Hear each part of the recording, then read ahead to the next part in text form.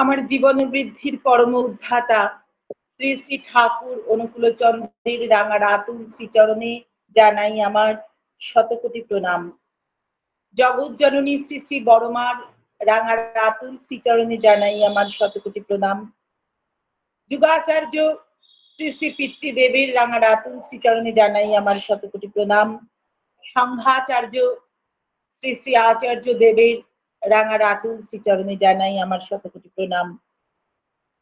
আমাদের তরুণ প্রজন্মের সেই কান্ডারি আমার পূজনীয় অবিন দাদার শ্রীচরণে জানাই আমার শতকোটি প্রণাম। গুরুবাড়ির সকল পূজ্য পদে জানাই আমার শতকোটি প্রণাম। আজকের এই প্রভাতকালীন অনলাইন শিক্ষক সমাবেশে আমি আমার শ্রদ্ধেয়া সঞ্চালিকা মা সহ উপস্থিত সকল ইষ্টপ্রাণ দাদারা, ভক্তিমতী মায়েরা, পাঞ্জাধারী কর্মীবৃন্দ প্রত্যেককে জানাই আনন্দিত জয়গুরু।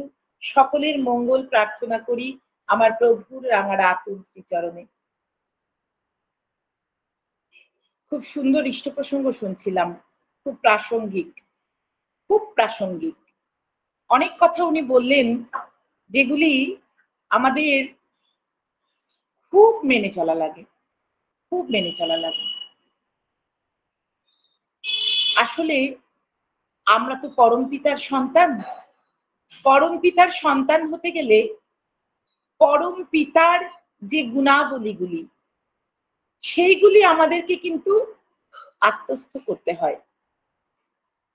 আমরা যখনই তার চলন অনুসরণ করব, যখন তার বাস্তব আদেশ নির্দেশগুলি মেনে চলব এবং তিনি কাছে ডাকলে কাছে যাব, তিনি দূর করে দিলে দূরেই সরে যাব, কিন্তু উন্মুখতা থাকবে যেন তার প্রয়োজন পড়লে যখন তিনি আবার ডাকেন আমি যেন সদা প্রস্তুত থাকি, ওই দূরে গিয়েই আড়ালে থেকেই। আমরা প্রত্যেকটা জায়গাতেই দেখতে পাই যে কাউকে কোনো দায়িত্ব দিয়ে দেওয়া হলে বা কারোর ওপর কোনো বিশেষ আশীর্বাদ হলে বা কোনো বিশেষ তাকে কোনো দায়িত্ব দিলে তিনি নিজেকে কিছুটা যেন সেই অন্যের থেকে সুপেরিয়ার বলে মনে করেন। কিন্তু ঠাকুরের জগতে কোনো সুপেরিয়ার ইনফেরিয়ার নেই। নারী পুরুষ প্রসঙ্গেও শ্রী শ্রী ঠাকুর এই কথাটাই বলেছিলেন। শ্রী শ্রী ঠাকুরকে শ্রদ্ধেয় কেষ্টদা জিজ্ঞাসা করেছিলেন যে তবে নারী এবং পুরুষের মধ্যে পার্থক্য কি, কে বড় কে ছোট? শ্রী শ্রী ঠাকুর বলেছিলেন কেউ কারোর থেকে বড়ও নয়, কেউ ছোটও নয়। যার যার নিজের বৈশিষ্ট্য অনুযায়ী নিজের জায়গায় সে বড়। তাই আজকে কোনো পাঞ্জাধারী কর্মী আর কোনো 12 বছরের দীক্ষা প্রাপ্ত, সদ্য দীক্ষা প্রাপ্ত একজন মানুষ, এই দুজনই এক হতে পারে যদি সেই মানুষ দুটি প্রকৃত অর্থেই শ্রী শ্রী ঠাকুরের চরণ এবং চলনকে অনুসরণ করে নিজের জীবনকে উন্নয়নের পথে এগিয়ে নিয়ে যাওয়ার চেষ্টা করে।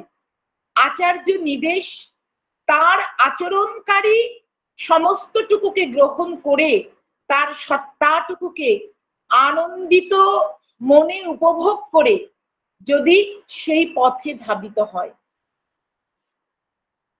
শ্রী শ্রী ঠাকুর কোনো ভেদ চাননি, শ্রী শ্রী ঠাকুর কোনো পার্থক্য চাননি। শ্রী শ্রী ঠাকুর কিন্তু নিজ নিজ বৈশিষ্ট্যে নিজেকে আরো তর হয়ে ওঠার পথে এগিয়ে যেতে বলেছেন। এই আরো তর হয়ে ওঠাটাই, এই পারফেকশন লাভ করাটাই আমাদের লক্ষ্য।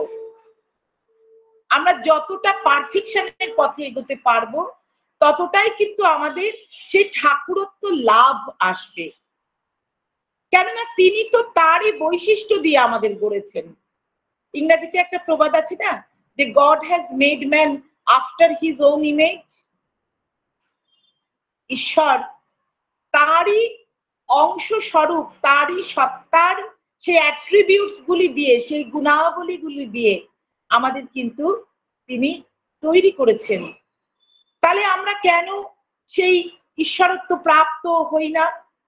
তার কারণ হলো ওই ষড়ঋতু, ওই প্রবৃত্তি দাস্যতা, প্রবৃত্তির তাড়নায় আমরা কিন্তু নিজেদেরকে ঈশ্বরীয় গুণ থেকে দূরে সরিয়ে রাখি।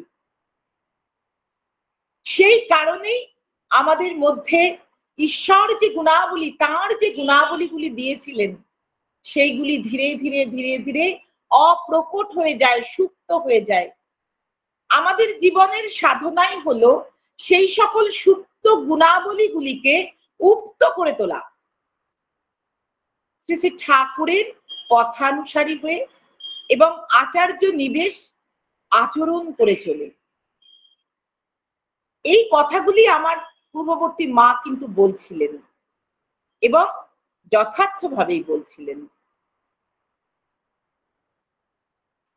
শ্রী শ্রী ঠাকুর ননীগোপাল চক্রবর্তী দাদাকে বললেন, ননীগোপাল চক্রবর্তী দাদা বলেছিলেন, জিজ্ঞাসা করেছিলেন যে ঠাকুর, দীক্ষিত জীবনে আমাদের প্রথম এবং প্রধান কাজ কি?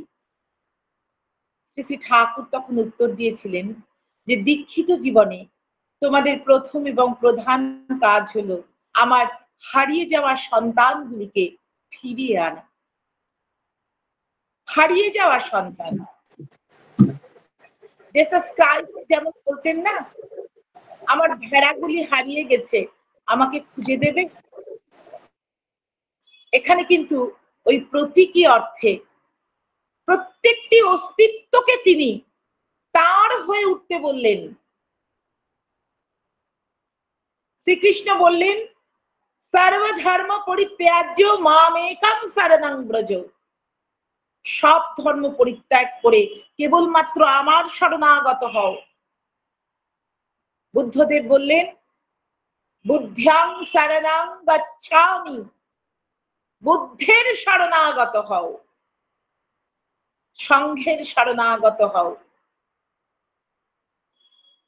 তাই সে আদর্শকে কেন্দ্রে রেখে সৎ সঙ্গের মধ্যে আমাদের থাকতে হয়, তবেই কিন্তু আমরা আমাদের ঈশ্বরত্বকে জাগিয়ে তোলার পথে এগোতে পারি।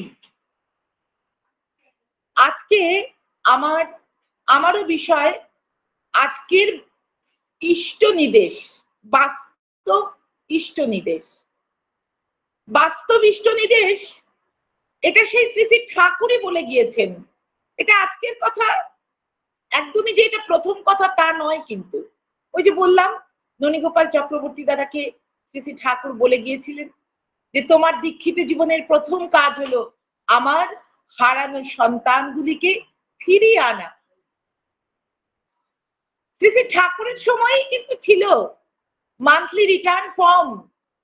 সেই পাবনার সময় থেকে শ্রী শ্রী ঠাকুর কিন্তু এই মান্থলি রিটার্ন ফর্মের মাধ্যমে প্রত্যেকটি সৎসঙ্গীর দীক্ষাদাতা কর্মীরা যাদেরকে দীক্ষা দিচ্ছেন তাদেরকে সেই তাদের সমস্ত নাম ধাম ঠিকানা সমস্তটুকু, তাদের গার্জিয়ানের নাম, তখন তো ফোন নাম্বার ছিল না, তাদের সবটুকু সুচারুভাবে সুন্দরভাবে সেই ফর্মে ফিল আপ করে জমা দেওয়া লাগতো।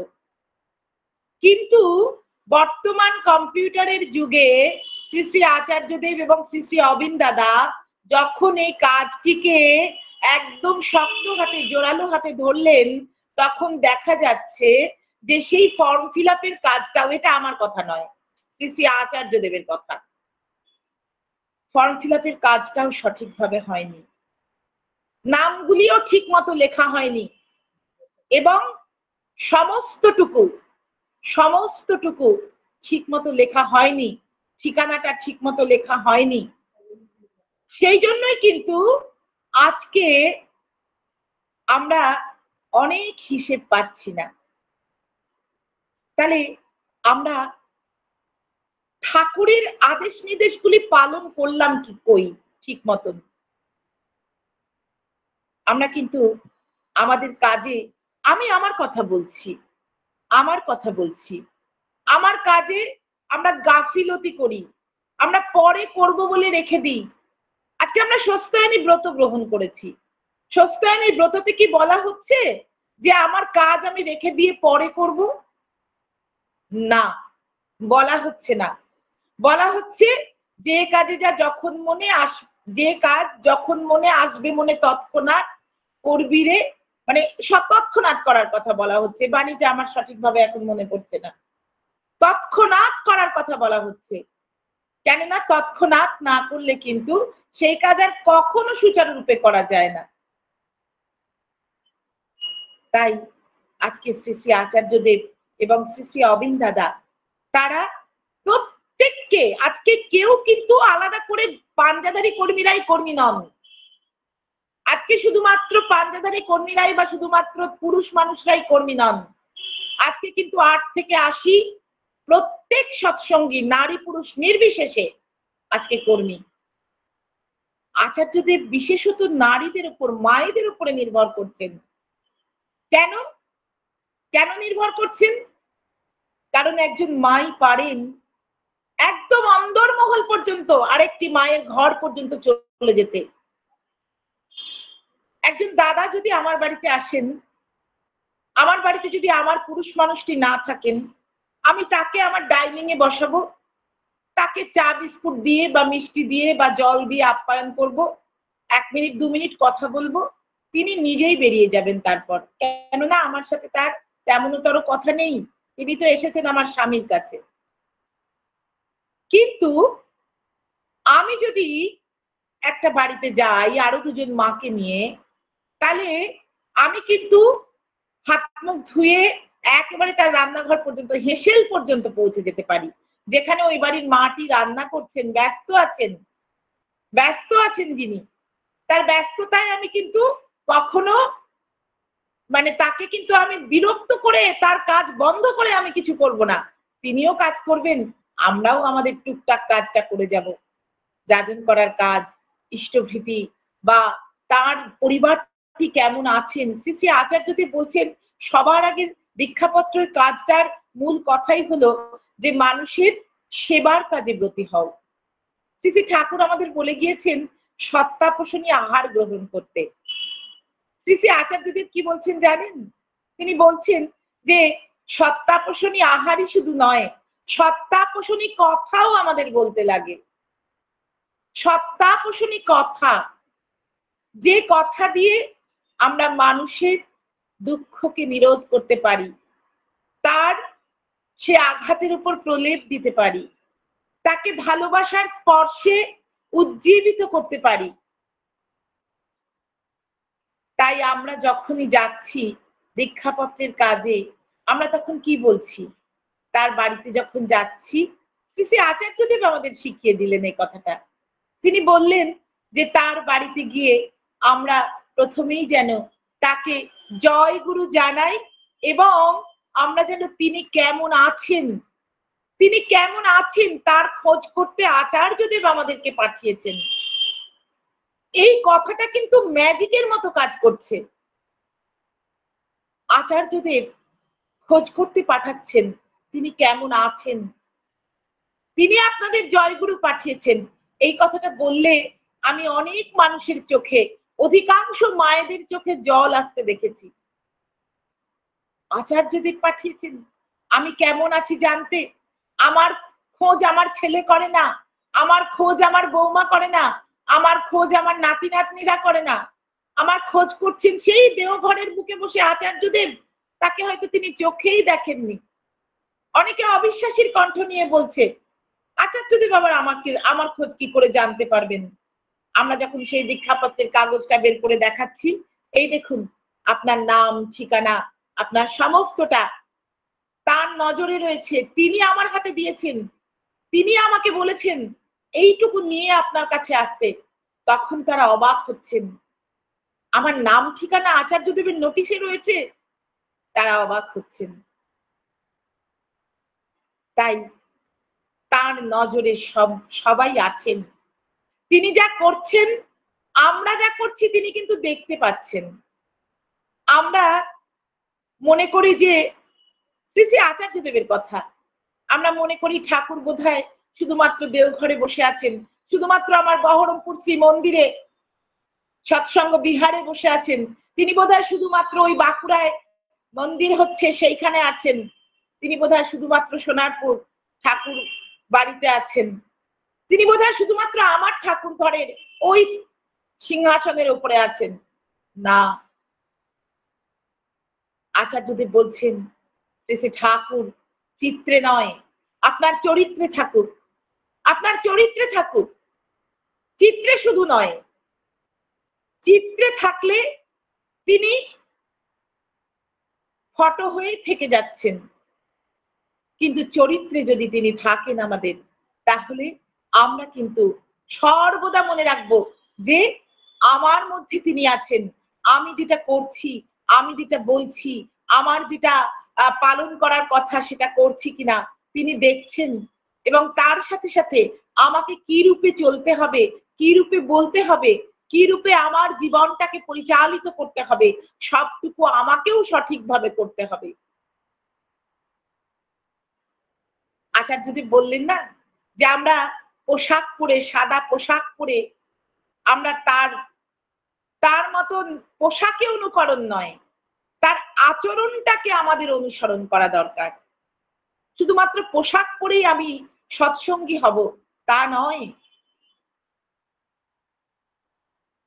আমার আচরণটা হতে হবে সেই তদনুগ তত্তপা তন্নিষ্ঠ আচরণ, যে আচরণ দেখে মানুষ বুঝবে যে হ্যাঁ, এই মানুষটি ওই ঠাকুর ধরে আজকে এতটা সুন্দর হয়ে উঠেছে, নিজের জীবনটাকে এত পরিপূর্ণ রূপে গড়ে তুলতে পেরেছে, এবং অন্যের উপরেও অন্যকেও সেই পথে পরিচালিত করার জন্য নিজেকে সম্পূর্ণরূপে গড়ে তুলতে পেরেছে। এটাই তো আমার পরম দয়ালের উদ্দেশ্য ছিল, এটাই আজকের আচার্য দেব আমাদেরকে এটাই বলতে চাইছেন। তিনি অবলেট রেজিস্টার করে দিলেন পাঞ্জাধারী কর্মীদের জন্য, কি কি ভাবে কি কি করতে হবে, কেমন কেমন করে চলতে হবে। আজকে আমার পূজনীয় অবিন দাদা, আমার পূজনীয় বৌরানীমা বলছেন যে পূজনীয় অবিন দাদা তিনি মাত্র 1.5 ঘন্টা ঘুমান রাত্রে, আর সমস্ত সময়টুকু এই ডিপি ওয়ার্কসের জন্য তিনি ব্যয় করেন। আচার্যদেব কি বললেন? ডিপি ওয়ার্কস মানে দীক্ষাপত্র সমীক্ষার কাজ, দীক্ষাপত্র সমীক্ষার কাজ।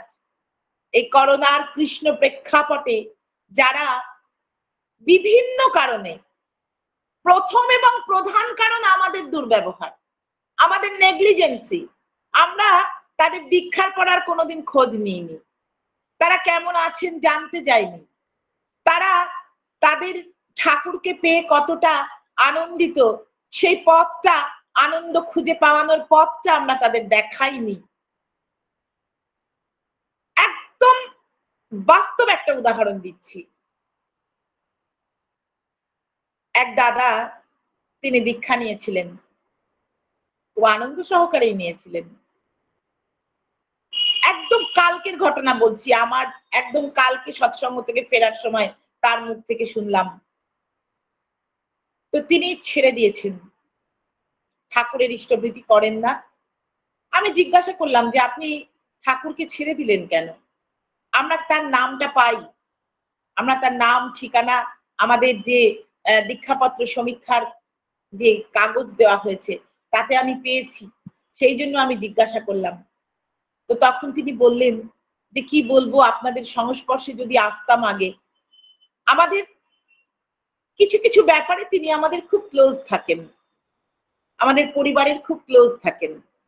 তো তিনি বললেন যে দিদি আপনাদের সংস্পর্শে যদি আগে থাক, এখন তিনি কিন্তু ইসকনের খুব অ্যাক্টিভ ভাবে দীক্ষিত এবং কর্মী একজন, খুবই মানে সাত্ত্বিক জীবন যাপন করেন বলতে যা বোঝায় তাই। সেই কারণেই আমার মনে হয়েছিল যে ইনার মধ্যে কিন্তু জন্মগত একটা সংস্কারই ছিল। হ্যাঁ, প্রবৃত্তিকে নিয়ন্ত্রণ করে ধর্মপথে চলার একটা সংস্কার কিন্তু জন্মগতভাবেই ওনার আছে।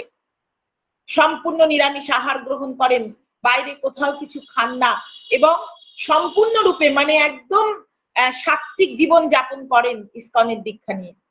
তো আমার খুব কষ্ট হলো যে এই মানুষটা আমাদের সৎসঙ্গ জগতের একজন ভালো কর্মী হতে পারতেন। তো তিনি কি বললেন জানেন? তিনি বলছেন যে, জানেন দিদি, আমি করেছিলাম। আমি দীক্ষা নেওয়ার পরপরই আমাকে আমাদের স্থানীয় ওখানকার মানুষজনেরা, ঋত্বিক এবং আরো কয়েকজন, তারা বলল একটা সৎসঙ্গ দাও বাড়িতে। আমরা খুব আনন্দের সহকারে সৎসঙ্গ দিতে রাজি হলাম। ওরা 2 ভাই দীক্ষা নিয়েছিলেন।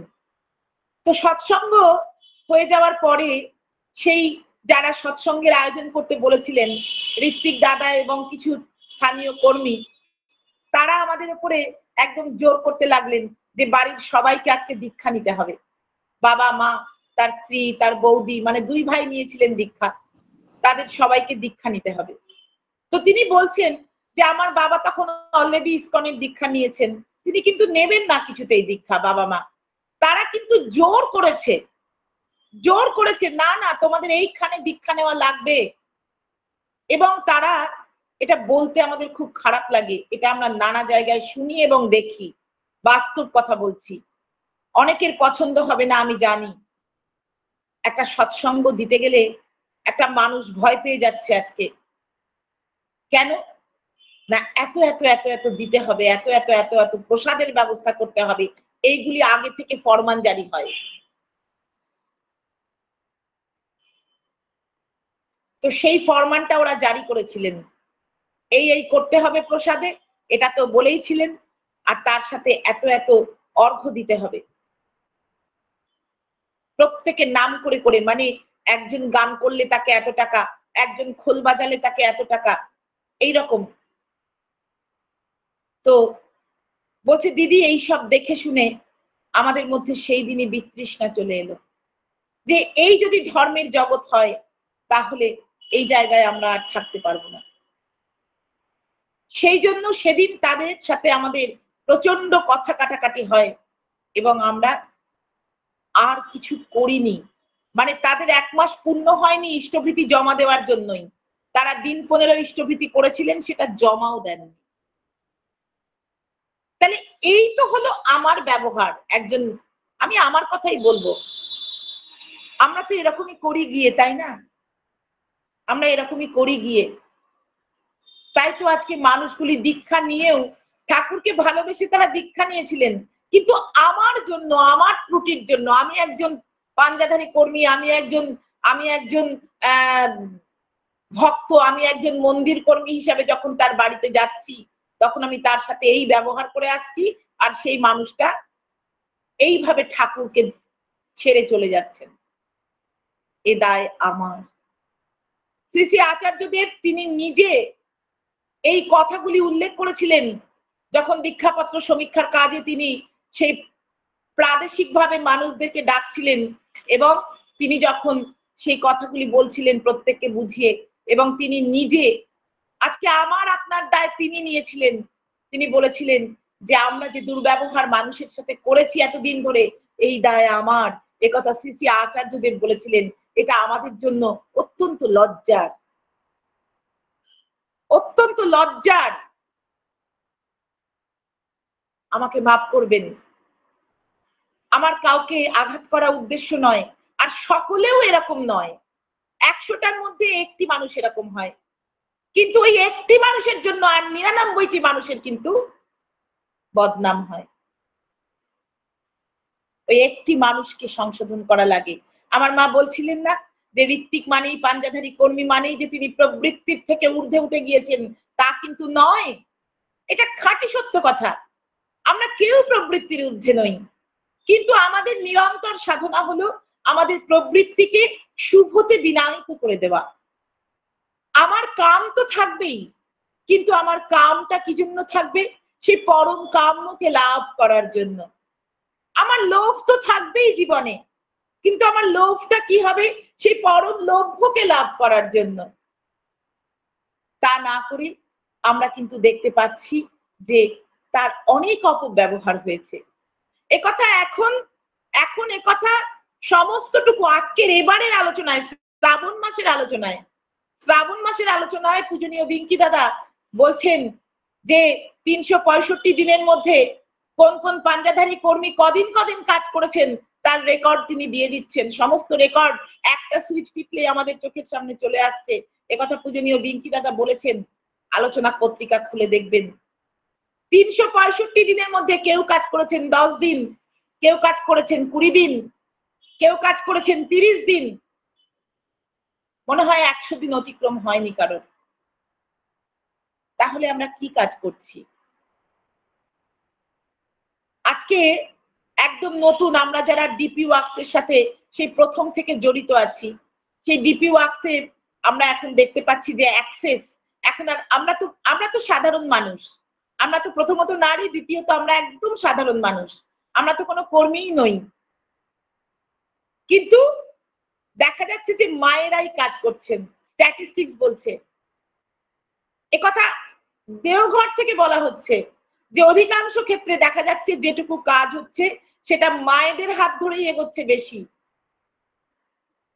আজকে সেই জন্য কিনা জানি না, কিছুদিন ধরে আমাদের ডিপির যে গ্রুপ আছে মুর্শিদাবাদের, এখানে মুর্শিদাবাদের অনেক মায়েরাও আছেন, তারা জানেন সেখানে, এবং এটা আপনারাও জানেন যারা ডিপির কাজ করছেন, যে কেবলমাত্র পাঞ্জাধারী কর্মীদের জন্য এখন অ্যাক্সেস দেওয়া হচ্ছে। সাধারণদের কার্ড মানে সাধারণ কর্মী যারা আমাদের মতন যারা, তাদেরকে এখন অ্যাক্সেস দেওয়া হচ্ছে না।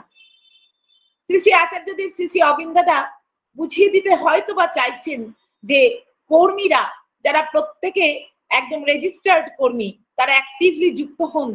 এখনো তারা অ্যাক্টিভলি হয়তো বা যুক্ত হচ্ছেন না, কেউ কেউ নিশ্চয়ই যুক্ত হয়েছেন, অনেকেই যুক্ত হয়েছেন যারা আমাদেরকে পথ দেখিয়েছেন, তাদের সহযোগিতাতেই আমরা কাজটা করছি, তাদের নির্দেশনাতেই আমরা এগিয়ে যাচ্ছি। কিন্তু ওই যে বললাম 1% বা 2% বা 10% মানুষ তারা কিন্তু এইভাবে কিন্তু এগিয়ে আসছেন না, এটা আমরাও দেখতে পাচ্ছি, আমরা দেখতে পাচ্ছি এটা। তাই প্রত্যেককে ঝাঁপিয়ে পড়া লাগবে, প্রত্যেককে। আজকে কেন একজন মানুষ আমার দুর্ব্যবহারের জন্য আমার পরম পিতার আশ্রয় থেকে বিচ্যুত হবেন? এই পাপ আমি কোথায় রাখবো? পাপ মানে শ্রী শ্রী ঠাকুর কি বললেন? পালন থেকে পতিত করা। পাপের পা মানে পালন, আর দ্বিতীয় প মানে পতিত। পালন থেকে যাকে পতিত করছি আমি, তখনই আমি পাপ করছি। তাহলে আমি তো তাকে পালন থেকে পতিত করে এলাম আমার জঘন্য আচরণ দিয়ে, অর্থাৎ আমি পাপ করলাম। সে কারণে আমাদেরকে অত্যন্ত সচেতন হতে হবে। আজকে আমার ব্যক্তিগত একদম ডিপি ওয়ার্কস এর ব্যক্তিগত কিছু ঘটনা অভিজ্ঞতার কথা বলি।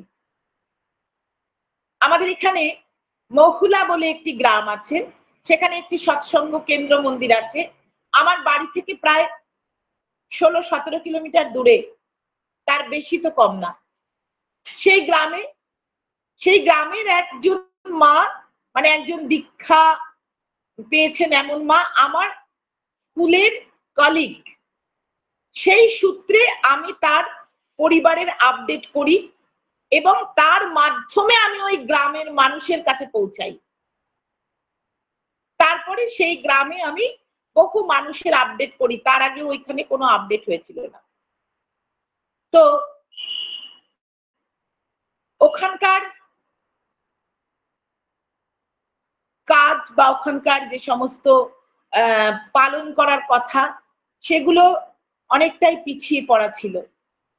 দেওঘর থেকে যখন পূজনীয় অবিন দাদা তার টিম পাঠালেন, সেই 7 দিন ধরে আমরা সমস্ত উপযোজনা কেন্দ্রে, মুর্শিদাবাদ জেলার প্রত্যেকটা উপযোজনা কেন্দ্রে ওই দেওঘরের টিমের সাথে পূজনীয় অবিন দাদার প্রেরিত সেই দূতেদের সাথে, এক কথায় আমরা মুর্শিদাবাদের একেবারে গ্রামে গঞ্জে, মানে প্রত্যন্ত অঞ্চলে গিয়ে গিয়ে আমরা তাদের উপযোজনা কেন্দ্রগুলিকে আমরা উজ্জীবিত করার চেষ্টা করেছিলাম।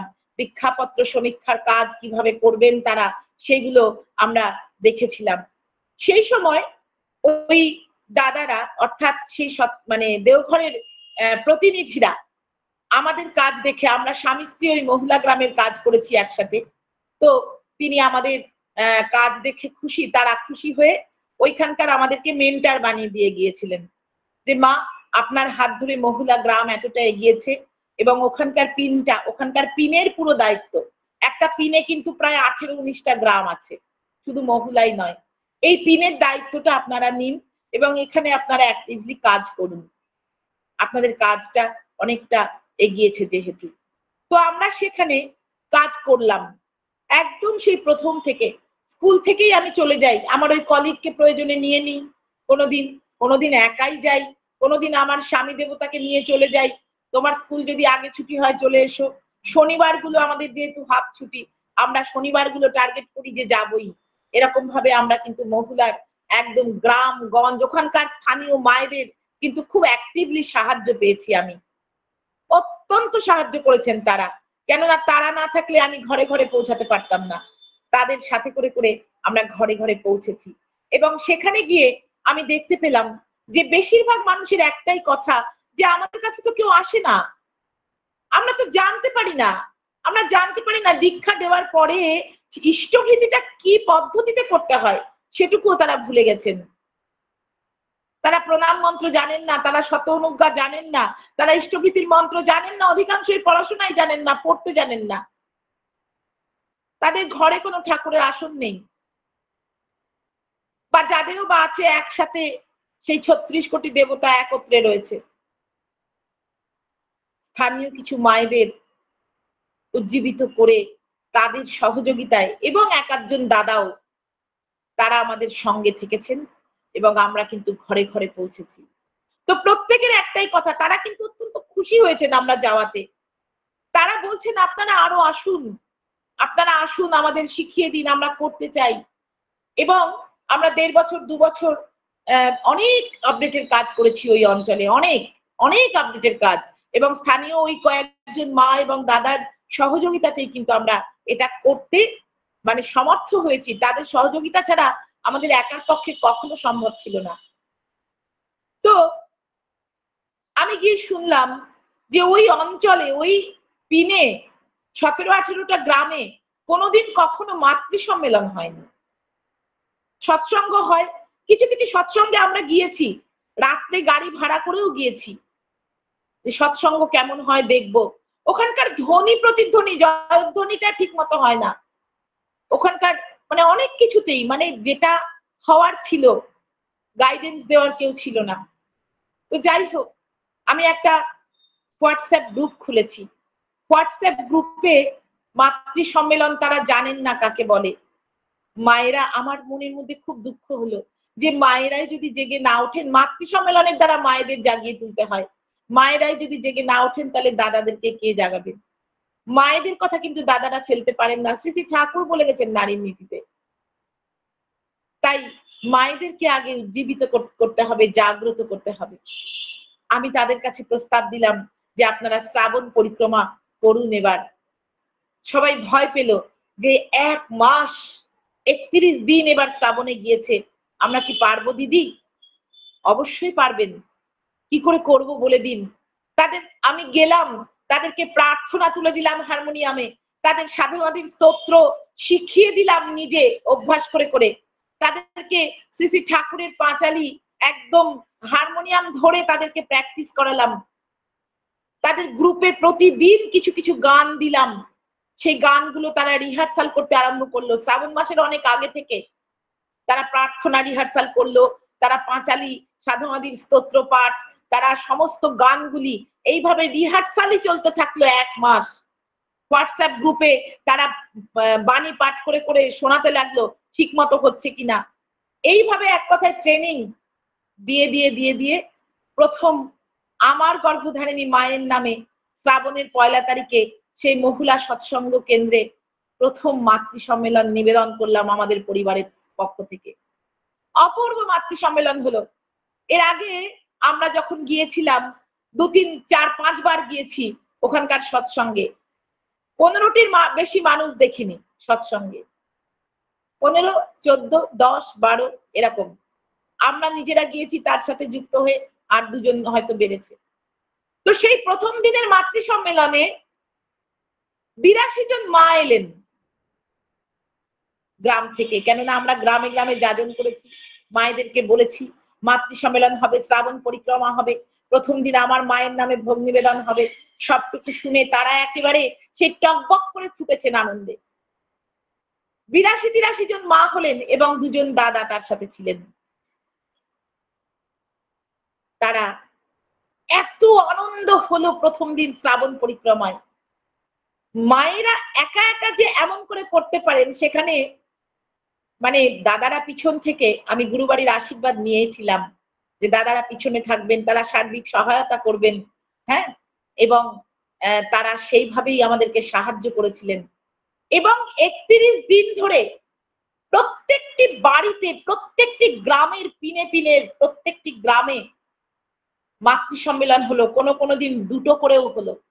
বেলা ২টো থেকে ৩:৩০, আবার ৪টে থেকে ৫:৩০। এরকম ভাবেও মাতৃ সম্মেলন হলো। তাও বাড়ি মনে হচ্ছে পুজবে না, এত বাড়ি। কেননা ৮২টা মা আর দিন তো ৩১টা। তাই গোটা মাসটা ভরপুর আনন্দে শ্রাবণ পরিক্রমা হলো। যে মায়ের উপর আমি দায়িত্ব দিয়েছিলাম ৩ জন মায়ের উপরে, যে কেউ না যাক, আপনাদের কিন্তু যাওয়াই লাগবে। আপনাদের কিন্তু যাওয়াই লাগবে, হালটা আপনাদের ধরতে হবে। আমি তো প্রতিদিন যেতে পারি না। আমার ৪:৩০ পর্যন্ত স্কুল, তারপরে ১৫ কিলোমিটার রাস্তা যেতে আমার আরো প্রায় ১ ঘন্টা টাইম লাগে। সুতরাং আমি যেতাম শুধুমাত্র শনিবারগুলোতে। তো সেই মা আমাকে ফোন করে কি বলেন জানেন? একাধিক দিন প্রতিদিন শ্রাবণ পরিক্রমার পরে তিনি আমাকে ফোন করেছেন। তারা আমাদেরকে ফোন করেছেন, আমাদের পরিবারে, আমাকে বা আমার স্বামী দেবতাকে, এবং বলছেন যে, "দিদি, আপনি আমাদের নবজন্ম দিলেন।" সেই মাটির স্বামী মারা গেছেন ১.৫-২ বছর আগে। তিনি ম্রিয়মাণ হয়ে পড়েছিলেন। দুঃখে শোকে তিনি ম্রিয়মাণ হয়ে পড়েছিলেন। আজকে তিনি মাতৃ সম্মেলনে পরিচালনা করছেন। আজকে তার কথা শুনে সবাই চলছে। তিনি এক অপার আনন্দে ভাসছেন। তিনি বলছেন, "দিদি, আজকে আপনি আমাকে নবজীবন দিয়েছেন।" এবং প্রত্যেকটি মা তাই বলছেন। প্রত্যেকটি মা তাই বলছেন যে, "দিদি, আমাদের যে কি আনন্দ! দুপুরবেলা হলেই আমরা মনে হয় কখন যাব ফোন করতে শুরু করে দিই। এই তুমি রেডি হয়েছো? তুমি বেরিয়েছো?" টুকটুক ফিক্সড হয়ে গেছে ওদের। ৩-৪টে টুকটুক ওই গ্রামে ফিক্সড হয়ে গেছে। সেই টুকটুকওয়ালারা, তার দাদারা, সেই টুকটুক চালানোর দাদারা, চালক দাদারা, তারা জানে যে এই মাগুলো এবার বেরোবে ৩:৩০ সময়। ৪টে থেকে মাতৃ সম্মেলন। তো সেই দাদারা এসে দাঁড়িয়ে থাকে, মহুলা কেন্দ্র মন্দিরের সামনে সবাই জমায়েত হয়। সেখান থেকে সবাই সেই নানা জায়গায় যায়। এইভাবে গোটা গ্রামটার মধ্যে, গ্রামগুলির মধ্যে একটা সেই মানে অসাধারণ একটা আনন্দের পরিবেশ। প্রত্যেকের মধ্যে সম্প্রীতি। গোপনে অনেকে বলেছেন যে, "আমার ওর সাথে কথা ছিল না, ওর সাথে মনোমালিন্য ছিল, ও আমার অমুক দুঃখের দিনে আসেনি, ও আমার অমুক ব্যথার কারণ হয়ে দাঁড়িয়েছিল। আমি তাদেরকে মিলন করিয়ে দিয়েছি। তুমি ওর বাড়িতে যাবে। তুমি ওর ঘরে গিয়ে প্রসাদ এইটা খেয়ে আসবে।" আবার ওকে বলেছি তুমি বলবে, ওকে জিজ্ঞেস করতে যে, "এই তুমি আজকে কি খাবে আমার বাড়িতে বলো?" এইভাবে তাদের মধ্যে একটা প্রেমের সম্পর্ক চেষ্টা করেছি। শ্রী শ্রী ঠাকুর বললেন না যে, "তোমার কোনো কাজ যদি অন্যের মঙ্গলের কারণ হয় তাহলে সেটা বলো। এটা আমার নিজের ঢাক পেটানো নয়। দয়া করে মার্জনা করবেন, কেউ ভুল বুঝবেন না।"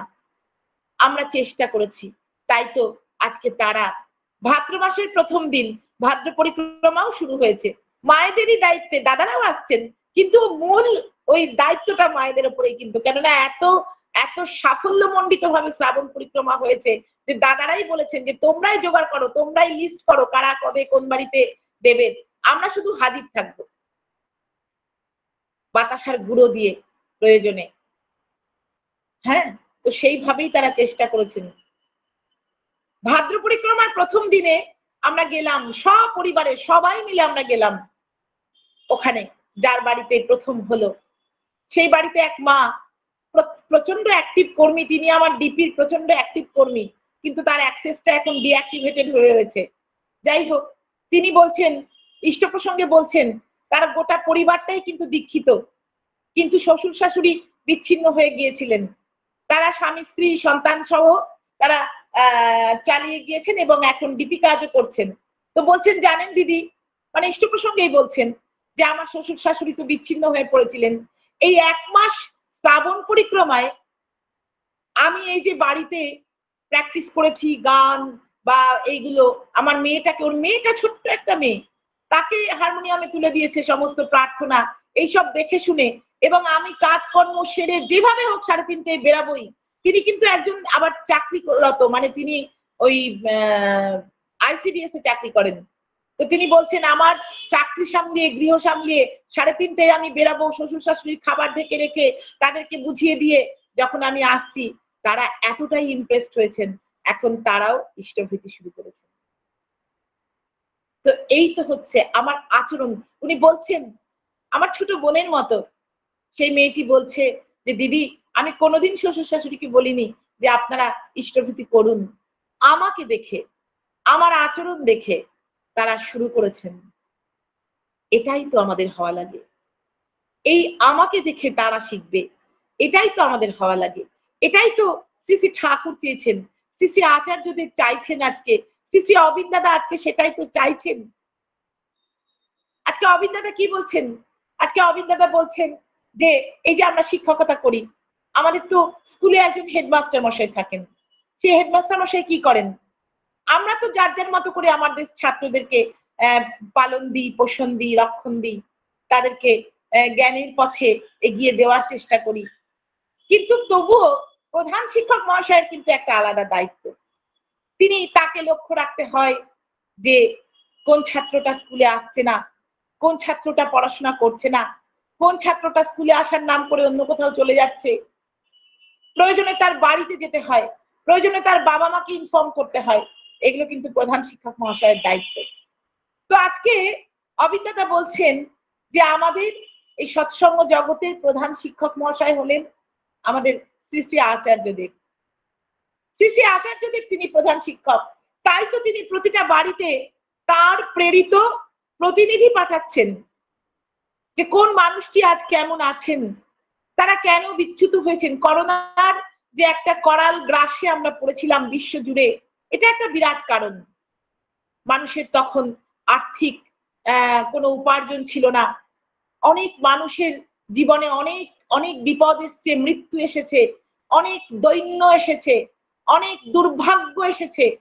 তার জন্য তারা কিন্তু বিচ্যুত হয়ে পড়েছেন। তাই তাদের দরকার প্রলেপ, সত্তাপোষণী কথা, সত্তাপোষণী ব্যবহার। সেই জন্য তিনি আমাদেরকে প্রধান শিক্ষক হিসাবে, আমার সৎসঙ্গ জগতের প্রধান শিক্ষক হিসাবে তিনি আমাদেরকে প্রেরণ করছেন প্রত্যেকটি বাড়িতে। কারণ মেয়ের কাশি সারছে না, ফ্ল্যাটে থাকেন, ঠিক আছে, আমরা তাকে সেই আমার বাড়িতে বাসক পাতা আছে, একটু নিয়ে যাই। এতে কিন্তু কোনো ইয়ে নেই, কোনো খরচ নেই আমার। এতে কিন্তু আমার কোনো আলাদা করে কোনো শ্রম দিতে হচ্ছে না বা অর্থ ব্যয় করতে হচ্ছে না। কিন্তু আমার এই আচরণটা তার মনে একটা দীর্ঘস্থায়ী প্রভাব ফেলবে যে আমার সন্তানটা, মানুষের মানে দুর্বলতম জায়গা কিন্তু তার সন্তান। আমার সন্তানটার জন্য ওই মাটা ভেবেছে, সে আমার জন্য নিয়ে এসেছে। এইভাবে তাদেরকে সেবা দেওয়া।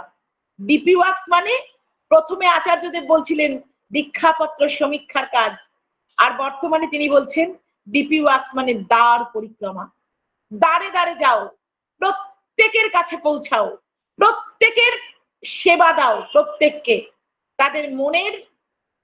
তাদের মনের পোষণ দাও। শুধু ইষ্টভৃতি করো, সৎসঙ্গ দাও, কি রান্না করবে সেদিন বলো, এগুলি কিন্তু বারণ। আমার দাদা মন্দির নির্মাণের কথা কিছু বলতে বলেছেন। মন্দির নির্মাণ যত হবে, আমাদের কিন্তু সৎসঙ্গ জগৎ মানুষ তৈরির কারখানা। মানুষ তৈরি করতে চেয়েছেন তিনি, প্রকৃত মানুষ।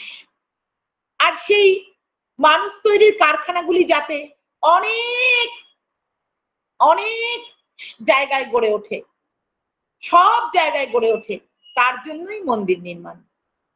সেই মন্দির নির্মাণ কল্পে আজকে শ্রী শ্রী ঠাকুর বলে গেলেন না যে ঈশ্বরেরই ডাক এসেছে, তার কাজে তোর সঙ্গতি, যোগান দিয়ে ধন্য হ তুই, হোক দলিত দুর্গতি। আমার পূর্ববর্তী মা শোভা মা খুব সুন্দর করে বলেছেন যে আমরা যতটা দেব আমাদের সাধ্যাতীত, ততটাই কিন্তু আমাদের জীবনের সঞ্চয়। তোমায় কেন দিইনি আমার সকল শূন্য করে। এই সকল শূন্য করে দেওয়া লাগে। আমার সকল শূন্য করে দিলে তবেই আমার ঝুলি উপচে ওঠে। কিন্তু আমি প্রত্যাশা নিয়ে দেব না, আমার কোনো সকাম কর্ম থাকবে না, নিষ্কাম ভাবে আমি দেব। কিন্তু আমি যদি দিই, আমি যদি করি, তবেই আমি হয়ে উঠব। আর আমি হয়ে উঠেছি মানেই আমার কিছু লাভ হবে, প্রাপ্তি হবে। এটা নিয়ম, এটা সায়েন্স, এটা বিজ্ঞান। আমার করার মধ্য দিয়ে আমি হয়ে উঠি, আর আমার হওয়ার মধ্য দিয়ে আমি প্রাপ্ত হই। এটা বিজ্ঞান। কিন্তু সেই করাটা হতে হবে নিষ্কাম কর্ম। আজকে মন্দির প্রকল্প আমরা যেখানে যেমন ভাবে পারবো তাই দেব। মন্দিরের কোড থাকে আমরা জানি, দাদাদের কাছ থেকে আমরা কোড সংগ্রহ করব। আমাদের আচার্যদেব কিন্তু বহরমপুর শ্রীমন্দিরে তিনি সৎসঙ্গ বিহারে তিনি নিজে মুখে বলে গেছেন যে আপনারা কোডের মাধ্যমে অর্ঘ্য জমা দেবেন। কোডের মাধ্যমে অর্ঘ্য জমা দেবেন, সেইটার অর্ঘ্য প্রশস্তি আপনি নিজে পেয়ে যাবেন। সেই অর্ঘ্য প্রশস্তির ছবি তুলে তখন সেটা ওই দাদাকে আপনি প্রেরণ করে দেবেন। ওই অর্ঘ্য প্রশস্তির ছবিটা পেয়ে গেলেই তারা কিন্তু সেটা দেখিয়ে ওখান থেকে অর্ঘ্যটা তুলে মন্দির নির্মাণ কাজে লাগাতে পারবেন। তাই আমরা যারা স্থানীয় কর্মীদের অনেক সময় হয়তো ক্যাশ কাইন্ড দুভাবেই দিতে হয়, আবার অনেকে ওই অ্যাকাউন্ট নাম্বারও দেন। আমরা দূর থেকে যারা দিচ্ছি তারা কোডে দেওয়াই ভালো। আচার্যদেবের নির্দেশের কথা বললাম। কোডে দিলে আমার কাছে আমার অর্ঘ্য প্রশস্তি থেকে গেল, আমি তার কাছে পাঠিয়ে দিলাম, তিনি তার অর্ঘ্য প্রশস্তি দেখিয়ে ছবি পাঠিয়ে দিলাম, তিনি দেখে তিনি সেই অর্ঘ্য কিন্তু তুলে মন্দিরের কাজে লাগাবেন যতটুকু সম্ভব। এই যে আমার দাদা বোধহয় লিখে দিচ্ছেন সৎসঙ্গ কেন্দ্র রায়পুর, নাকি যেন লিখলেন, একটা দেখে নিই আমি একটু। সৎসঙ্গ কেন্দ্র রায়পুর বাঁকুড়া, হ্যাঁ, SKRPB, এটা হচ্ছে ওখানকার কোড। এই কোডে সবাই অর্ঘ্যটা পাঠানোর চেষ্টা করুন। এই কোডে অর্ঘ্যটা পাঠালে আপনি নিজে পেয়ে যাবেন অর্ঘ্য প্রশস্তি, তাদেরকে ছবি দিয়ে দেবেন, তারাও পেয়ে যাবেন অর্ঘ্য তোলার পথ। সবাই যুক্ত হন, সবাই সমস্ত মন্দির প্রকল্পে যতটুকু পারেন, যেটুকু পারেন, এটা দিন। এটা দেওয়াই লাগে। এটা দিলে আপনারই ঝুলিতে জমছে, আপনি কিন্তু সেইটা তার পুণ্যটা পাবেন। তাই আমাদেরকে সেই আচার্য বললেন না যে কেউ কেউ জিজ্ঞেস করে কেন ইষ্টভৃতি করবো, কেন কেন অর্ঘ্য দেবো, কেন কেন তোমাদের ঠাকুরের পুজো করতে কেন টাকা দিতে হয়। এরকম প্রশ্নের সম্মুখীন আমরা হই শিক্ষাপত্র সমীক্ষার কাজ করতে গিয়ে। আচার্যদেব বলছেন যে মানুষকে বলবেন আমি দেবই, 1000 বার দেব। মানুষকে বলবেন যে PhD যদি করতেই হয় তবে তো ইউনিভার্সিটি যাব, প্রাইমারি স্কুলে কেন যাব? প্রাইমারি স্কুলে PhD করা হয় না। তো আমি যদি আমার শিক্ষাকে সর্বোচ্চ পর্যায়ে তুলে নিয়ে যেতে চাই তাহলে তো PhD করা লাগে। আর PhD করতে গেলে তো সেই ইউনিভার্সিটি লাগে। সেই ইউনিভার্সিটি হলো আজকের সৎসঙ্গ। কেননা পূর্বতন সমস্ত প্রেরিত পুরুষদের সমস্ত গুণের সমাহার নিয়ে এবং বর্তমান যুগোপযোগী সমস্ত সমস্যার সমাধান নিয়ে বর্তমান মহাপুরুষ আদর্শ আসেন। যুগের সমস্যার সমাধান করতে যুগে যুগে আসেন। তাহলে যুগের সমস্যার সমাধানে যিনি অন্য যুগে এসেছেন সেই যুগের সমস্যার সমাধান তিনি করেছেন। বর্তমান যুগের সমস্যার জন্য কিন্তু আমাকে বর্তমান মহাপুরুষ আদর্শের কাছেই আসতে লাগে। আর তিনি হলেন আমার পরম প্রেমময় শ্রী শ্রী ঠাকুর অনুকূল চন্দ্র। তিনি হলেন সেই ইউনিভার্সিটি, যে ইউনিভার্সিটিতে পূর্বতন সমস্ত প্রেরিত পুরুষদের শিক্ষালয়গুলি রয়েছে। প্রাইমারি স্কুল আছে, হাই স্কুল আছে, কলেজ আছে, সব আছে। তাই সরাসরি ইউনিভার্সিটিতে ঢোকাই ভালো। আমরা যখন ফোন ব্যবহার করি আজকে, তখন কি আমরা আর কেউ ল্যান্ড ফোন কেনার কথা ভাবি? বা আমরা কি এখন ওই ছোট শুধু সবুজ দিয়ে ধরা আর লাল দিয়ে কাটা ওই ফোন কিনি কি? কিপ্যাডের ফোন? না, কিনি না, আমরা লেটেস্টটা কিনি, আপ টু ডেট 4G থেকে এখন 5G কিনি। তাহলে আমরা গুরুকরণের ক্ষেত্রে কেন লেটেস্ট হব না? কেন আমরা আপ টু ডেট হব না? কেন আমরা তাকে, তিনিই তো দিয়েছেন, তাকে দিচ্ছি, এই কথাটাই তো ভেগ, এই কথাটাই ভেগ। আমারে তোমারে যা দিয়েছিনু সে তোমারই দান, গ্রহণ করেছো যত, ঋণী তত করেছো আমায়। ওই যে ব্রহ্মচর্য আশ্রমে কি করা হতো? ব্রহ্মচর্য আশ্রমে সেই রাজার ছেলেও যেত গুরুগৃহে, আবার একজন সাধারণ মানুষের ছেলেও গুরুগৃহে যেত। কাজ কি ছিল? কাজ ছিল গুরুর সেবা করা। কাজ ছিল গ্রামে গ্রামে গিয়ে, বাড়িতে বাড়িতে গিয়ে ভিক্ষা করে অন্ন সংগ্রহ করা। অন্ন মানে শুকনো, রাধা নয়, ভিক্ষা সংগ্রহ করা। সেই ভিক্ষা সংগ্রহ করে এনে তাদের কি করতে হতো? সবার আগে সেগুলো গুরুর শ্রীচরণে নিবেদন করতে হতো। গুরুর শ্রীচরণে নিবেদন, এটাই তো ইষ্টভীতি। আমি আমার শ্রম দিয়ে আমার সৎ উপার্জনটা যখন আমি গুরুর শ্রীচরণে নিবেদন করি, সেটাই তো আমার ইষ্টভীতি। তাহলে সেই ব্রহ্মচর্যের আমল থেকেই তো ইষ্টভীতি আছে। তারপরে কি করতেন গুরুদেব? যার যেমনটি প্রয়োজন তাকে তেমনটি দিয়ে পালন পোষণ করতেন। সমস্তটা আগে তাকে দিতে হতো। তারপরে গুরুদেব, আমার যদি আজকে কাঁচকলার ঝোল লাগে তো তাই দিতেন, আবার ওর যদি আজকে পেঁপের সেদ্ধ লাগে তো তাই দিতেন। অর্থাৎ এটা একটা প্রতীকী কথা বললাম আমি। অর্থাৎ যার যেটা প্রয়োজন তিনি তাকে সেটাই দেন, ঝুলি ভরে দেন। সে ঝুলি আমাদের উপচে ওঠে, সে ঝুলিতে রাখার জায়গা থাকে না। তাই আগে তাঁরই দেওয়াটা আগে তাকে দিতে হয়। এই ইষ্টভীতিটা সঠিকভাবে করে 30 দিনের দিন নিবেদন করা, এইটা দীক্ষাপত্রর কাজ করতে গিয়ে তারপরে আমাদের সবাইকে কিন্তু এই জায়গাটা ঠিক করা লাগে, তবেই আমার ডিপি ওয়ার্ক সার্থক হয়। যাই হোক, আমার সময় হয়ে গিয়েছে, 8:55 পর্যন্ত করার কথা, 54 বাজে। আমি প্রত্যেকের মঙ্গল প্রার্থনা করছি। সকলে ভালো থাকুন। ইষ্টকে নিয়ে কাজ করে আনন্দ করে ভালো থাকার যে কি আনন্দ, এটা যে বুঝেছে সে বুঝেছে। আমি এইটুকু বলতে পারি যে আমরা এত ভালো কোনোদিন ছিলাম না যত ভালো ডিপি ওয়ার্কস করার পর থেকে থাকছি। এইটুকু আমি দায়িত্ব নিয়ে বলছি, আমার পরিবার থেকে বলছি। তাই সবাই ডিপি ওয়ার্কস করুন আর ভালো থাকুন। জয় গুরু। সকলের মঙ্গল প্রার্থনা করি।